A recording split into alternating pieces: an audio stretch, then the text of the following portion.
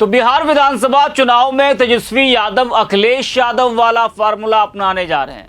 अब अखिलेश वाला फार्मूला बिहार में कितना काम करता है, ये देखने वाली बात होगी। इस वीडियो में हम इसी पर करेंगे बात। नमस्कार, 4PM पर आप सभी का स्वागत है। लोकसभा चुनाव 2024 में भले ही केंद्र में बैसाखी के सहारे बीजेपी की सरकार बन गई हो, लेकिन यूपी में इंडिया गठबंधन ने बीजेपी का खेल बिगाड़ दिया था। जी हाँ, सपा कांग्रेस ने मिलकर बीजेपी को सबक सिखाया था। बीजेपी को सबक सिखाने में अखिलेश यादव के पीडीए फार्मूले का बड़ा योगदान रहा।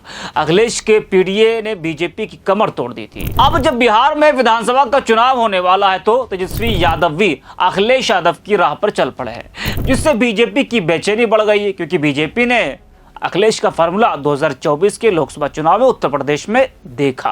अब उसी फार्मूले को आरजेडी बिहार में अपनाने जा रही है। समाजवादी पार्टी और कांग्रेस ने मिलकर जिस पीडीए फार्मूले के तहत बीजेपी को यूपी में करारी टक्कर दी, अब वही रास्ता बिहार में तेजस्वी यादव भी अपनाते हुए नजर आ रहे हैं। सवाल है, क्या आरजेडी का पीडीए मॉडल बिहार में भी वैसा ही असर दिखाएगा जैसा उत्तर प्रदेश में दिखाया, और क्या इससे बीजेपी को बड़ा नुकसान हो सकता है?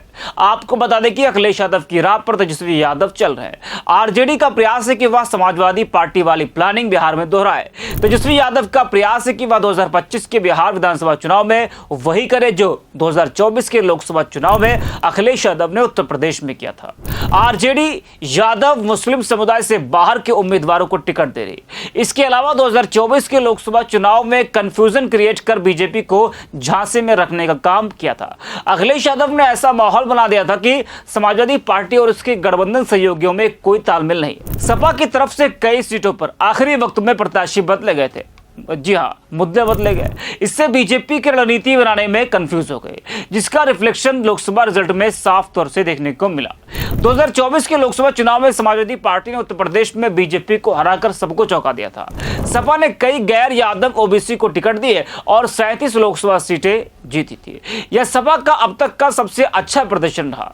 बता दें कि अगर आरजेडी ने अखिलेश यादव की तरह ही पीडीए फार्मूला बिहार में सुनियोजित तरीके से अपनाया तो बीजेपी के लिए राजनीतिक सिरदर्द बन सकता है। तेजस्वी यादव को अभी भी दलित और गैर यादव ओबीसी वर्ग में अपनी पकड़ मजबूत करनी होगी, लेकिन अगर वे इस रणनीति को जमीन पर ठीक से उतार पाते हैं तो बिहार में 2025 का चुनाव बीजेपी के लिए उतना आसान नहीं होगा जितना वह मान रही।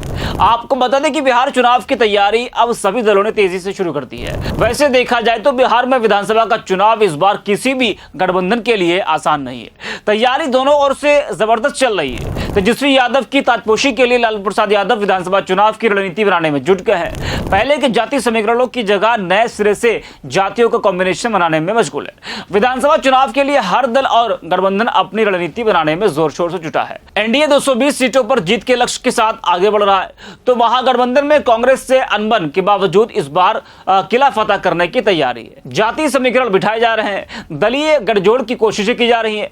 लोकसभा चुनाव के दौरान यूपी में समाजवादी पार्टी के नेता अखिलेश यादव ने पिछड़ा, दलित और अल्पसंख्यक को लेकर पीडीए फार्मूला बनाया था। उनका वह फार्मूला उत्तर प्रदेश में कामयाब रहा। आरजेडी में भी इस बार मंथन हो रहा है कि अब सवर्णों पर दांव लगाने के बजाय पीडीए जैसा ही बिहार में भी फार्मूला बनाना चाहिए। तो जिस तरीके से तेजस्वी यादव अखिलेश यादव की राह पर चल रहे हैं, आरजेडी सपा के पीडीए फार्मूले को बिहार विधानसभा चुनाव में अपनाने की तैयारी कर रही है। अब देखना होगा कि कितना असर ये फार्मूला बिहार विधानसभा चुनाव में दिखाता है और आरजेडी को इससे कितना बड़ा फायदा मिलता है, ये देखने वाली बात होगी। तो इस वीडियो में इतना ही। आगे 4PM।